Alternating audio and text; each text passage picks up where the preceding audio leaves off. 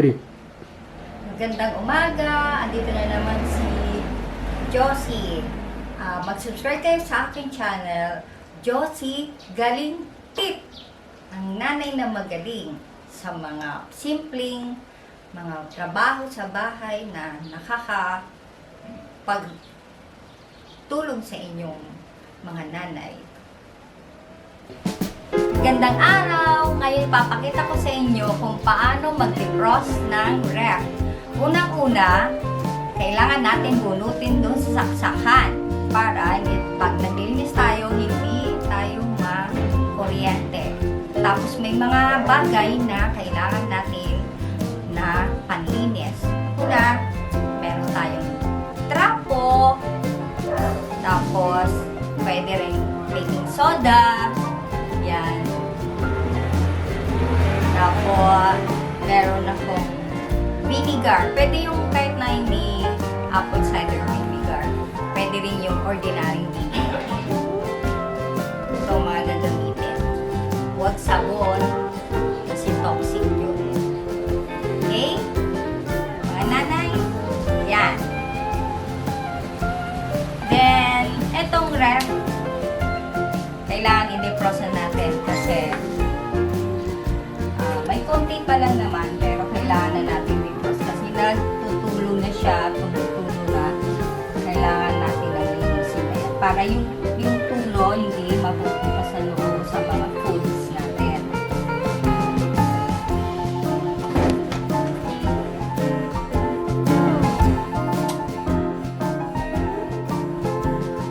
Ito na,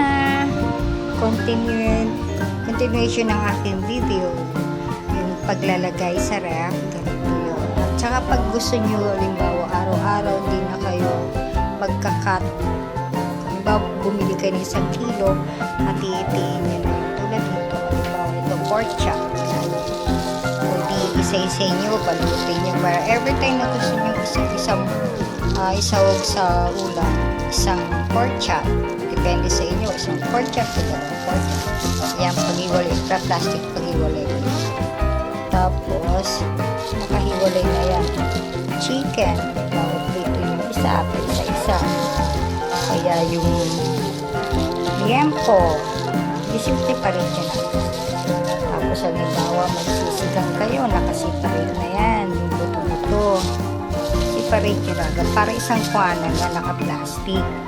Tapos itong lagay nyo sa isang lagayan para lahat ng yung madaling iprito, yan, madaling nyo na siyang kunin, hindi yung nasa ilalim. Tapos ito, yung lemon, slice nyo na para bawat isang baso, isang slice, tikit. Tapos maglagay pag yung kailangan meron tayo. Ito, importante ito. Yung sa yung halimbawa yung pinapigas na yellow, may tubigan sa loob. Tapos ito, in case na gusto nyo may nilalagay ito, lagay nyo to sa freezer para tumigas, madaling ilagay sa kung samang parte ng katawan na gusto nyo palimigin o pinit kayo, lagay nyo na sa ganito. Marami pa.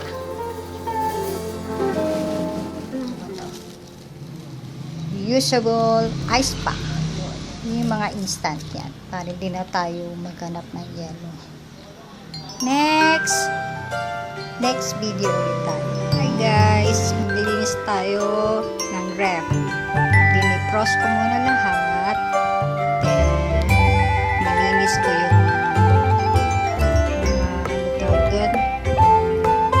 layer.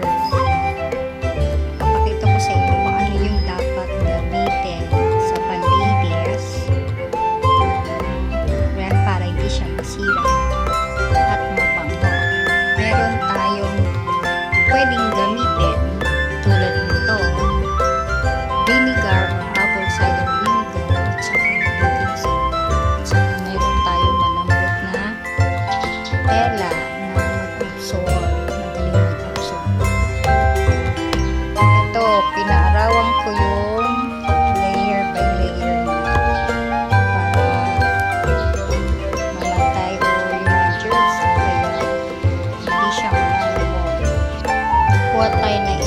basong tubig.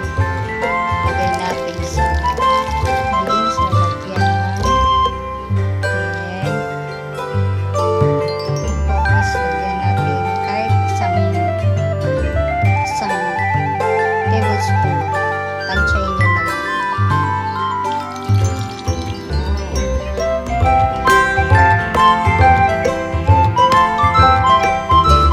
Tapos, i-dump natin ganun. Higain. Saka natin.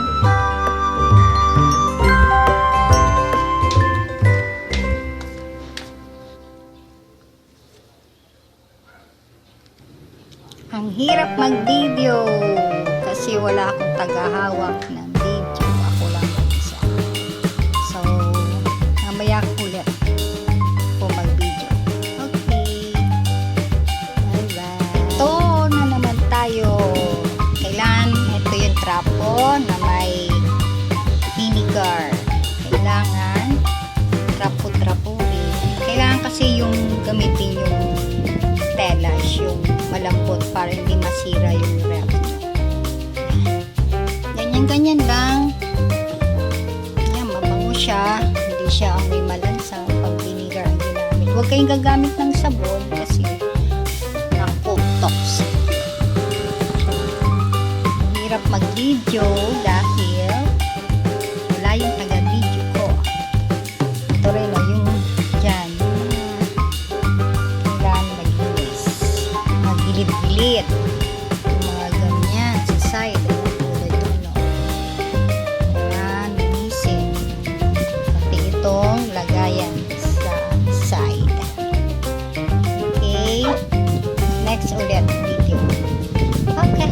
Bye-bye. Next video tayo.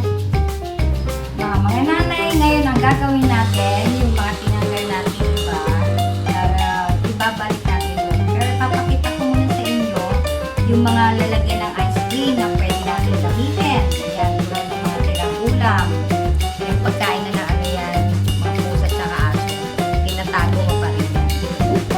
Then, ito rin. Yung mga ito, tulad ng ice. Lalagyan natin dyan. Tapos, ito yung isda. Itong mga lalagyan na ito, napaka-importante. Huwag nyo itatapon. Kasi kailangan natin yan. Ito yung mga konti lang, yung mga nakitira. Yan, lagay natin dito para hindi magkaroon ng bakterya sa loob.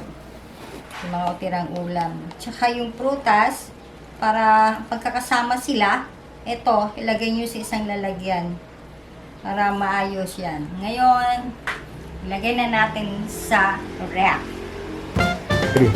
Ito na, ipapakita ko na sa inyo ang kung paano maayos yung ref, kung paano paglagay. Ito, tulad nito, yan. Yan, ito yung malalagyan ng mga ice cream na bakante na nilagyan natin mga ulam. Saka yan. Yan, yun dapat maayos na. Para every time na kukuha kayo, madali na lang siyang kulit at makikita nyo kung ano yung kukunin nyo. Saka yung mga ano dito, yung mga butter, mga chocolates, kung ano man dito nyo nalilagay sa side. Then, sa baba naman, para maayos, madaling kunin, ito. Yan, yun yung maayos. Dito yung mga butters, soft drinks, ilagay. Tapos yung mga, ito meron isang lalagay, nandito yung mga bawang, sibuyas, sili, yung kalamansi, yan ang kailangan. Saka dito, yung, ito mga gulay. Para madali natin malaman kung saan natin kukunin. Saka pag naglagay kayo, ito, tulad nito, may mga vitamins, gamot, dyan, ulit. Saka, ang dapat naka-arrange siya, nakaayos siya. Para madaling tangkutin ko ang kukunin natin pag nagluto tayo. Tapos ito yung mga iba na, bawa yung gamot, lalagyan nyo ng level. Para alam nyo, hindi kayo kuhanan ko may level siya. Ayan. Loxib, mga gano'n. May lagyan nyo ng level bawat karapon. Para madali nyo siyang makuha. Ganyan lang, mga nanay. Tsaka, mga nanay, ganito ha, may isa akong tip. Pag halimbawa, kukuha kayo ng matigas na matigas ba, iluluto nyo bukas. Bago kayo matulog, ilagay nyo na lang dito sa chiller muna. Para pag luluto nyo na, malambot na siya.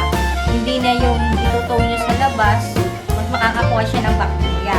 Mas madali, pag itutow nyo dito sa chiller, para madali siyang maluto, lumambot. Yan mga nanay, okay na. Nakakuha na naman kayo ng isang tip. Si Josie. Josie, galing tip. Gandang araw ulit.